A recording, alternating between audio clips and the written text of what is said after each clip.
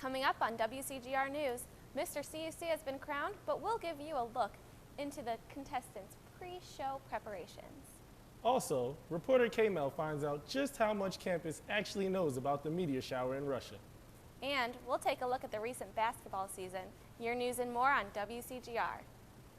Hi, I'm Samantha Bredeson. And I'm Julius Little. Today's top story, meteors rain down on Russia. But just how much do students actually know about the event? Reporter K-Mel sits down with students to find out.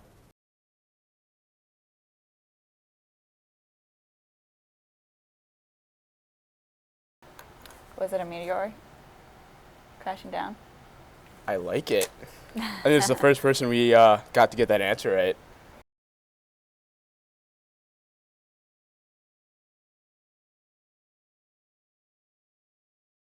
It's actually a pretty famous place. I don't know specifically, but when I was given the information, I was given the exact distance away it was from us, but I can't even remember that right now.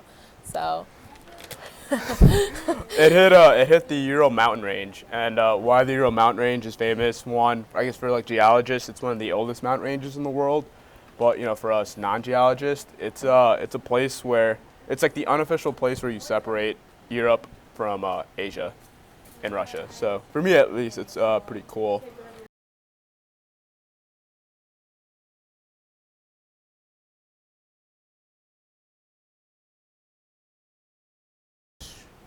First thing I was thinking of atomic bomb. That's the only thing I think.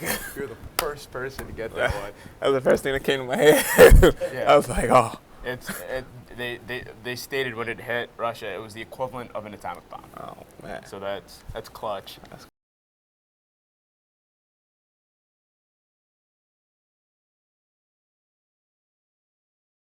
I do not know how much it would cost, but I figured it would be around in the millions or billions of dollars for a piece of the meteor. Not quite, but it would be very expensive. They're stating that they think it could be worth up to $2,200 per gram. 2,200. Yeah. And just to give you a little, a bit of context for it, gold per gram is 40 times less than this little meteorite.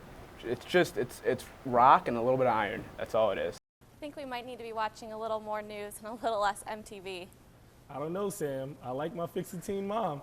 Well, that is something I did not know about you, Jules. But anyways, the annual male beauty pageant known as Mr. CUC has taken place, and it was a show to be remembered. Yes, it was. But what does it take to become the next Mr. CUC? I'll tell you. I recently was able to sit down with 3 of the 4 contestants to find out exactly what it is that they did in order to prepare for such an event. Go! All right, high five. Here we go. Here we go. Here we go. Woo! The nominees were in, and the question on everyone's mind was who will be the next Mr. CUC.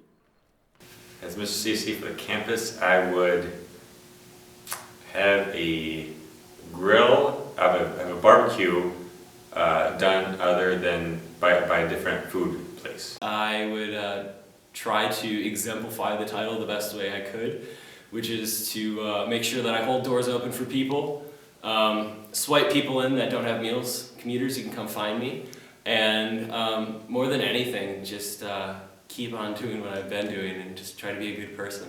You could definitely smile, a lot more. I tried and smile already, but I'll smile at people. I think the past Mr. CUC recipient was Casey Ray. I will try and live up to Casey. As contestants in Concordia's notorious male-only pageant, the men must compete in several different categories. We usually do a formal wear type of thing where they are wearing a suit and tie. We have a questionnaire segment where we ask them a couple questions about themselves.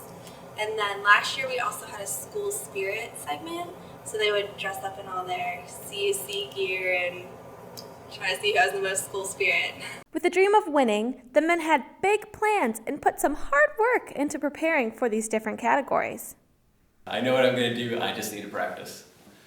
I don't want to give anything away because I'd like people to show up, but I guarantee it will be a very interesting competition. Make no mistakes about it, this is cutthroat, without a doubt. Though the pageant has ended and a winner has been crowned, each contestant will always be. I'm Christopher Root. I am Ethan McBee. I am Clayton James. And I am Mr. CUC. I'll be sure to take that information into consideration when I plan on strutting my stuff for next year's Mr. CUC. You have to be nominated by the student body first, Jules. Oh, right. Well, this past basketball season had its ups and downs, and a lot can be learned from the season for both women and men's teams. I have a recap for you about what exactly happened for the teams this season. As midterms are closing in, the dust from another basketball season is settling. This year proved to be a tale of two very different stories, with the men's team having a rough season and the women's team showing their grit with a well-deserved playoff berth. The men's team struggled, posting a 4-12 conference record, but despite that, they saw great potential in newcomers Tyler Oden and Marcus Alston, while also getting a big boost from returning players like Kyrie Floyd and Taylor Rawlings, which fueled the team to end the season with a bang, defeating Wisconsin Lutheran in their final outing. The women's team, on the other hand, had a season to remember, reaching the NAC conference tournament and ending with a 10-7 conference record. The women also won 5 straight games for the first time since 1986. Led by senior Christina Rickett, who has totaled 1,000 career points, the team reached great heights and has raised the bar for women's basketball. Now the stands are empty, and both teams are already back at work training for next season. And that's it for your sports update. I'm Julius Little with WCGR News. I'm already looking forward to next season. It is going to be an interesting one. So in the studio, we have ourselves a guest who goes by the name of Joel Merritt. And you represent the Improv Club, is that right? I do. Can you tell us a little bit about the Improv Club? Well, we perform sketch comedy that's completely improvised. No one knows what they're going to say or what they're going to do the entire scene. Okay, so how long have you been performing for? I started freshman year at Concordia, but we have some people that have been performing all through high school, so it's a lot of fun. And do a lot of people come out for that event? For the improv shows they do, we had one show that had 79 people at the show. Monday nights we perform, and it's just a bunch of games we play. Not many people show up to that anymore, but the improv shows are definitely somewhere you should be. Okay, so where are they at and when? They're once a month, determined date whenever the Cougar Den's open, because they're in the Cougar Den. And at our next show, if 57 people show up, everyone will wear skirts while they perform. Oh, okay. Well, that'll be pretty fun. Kilts or just real skirts? Whatever we picked up at the thrift shop.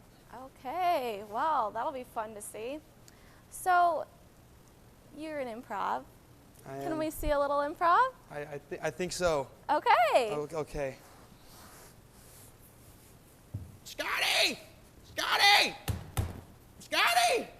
Where are you? Scotty! Scotty! Oh, here's Scotty. Scotty, my bunions! Your bunions? My bunions, Scotty! What do you want me to do with your I bunions? want you to scratch them. They're itching. My back's killing me right I'm now. not touching those feet. Scotty, I pay you for this.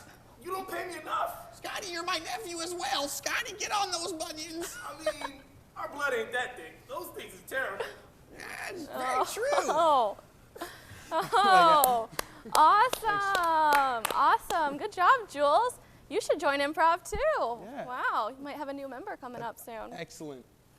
All right, well, from everyone here at WCGR News, thank you for tuning in. I'm Samantha Bredeson. Have a good night.